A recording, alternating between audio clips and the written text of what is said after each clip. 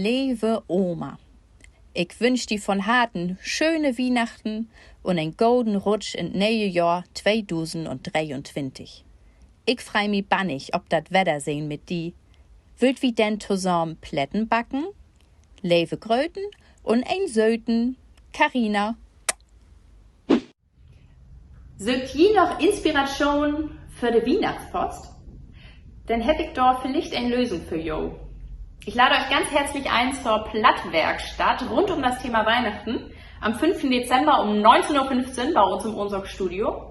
Kostet auch nichts und da lernt ihr allerhand Vokabeln rund um das Thema Weihnachten und vielleicht schreiben wir auch eine Weihnachtskarte zusammen. Also, ich freue mich auf Jo.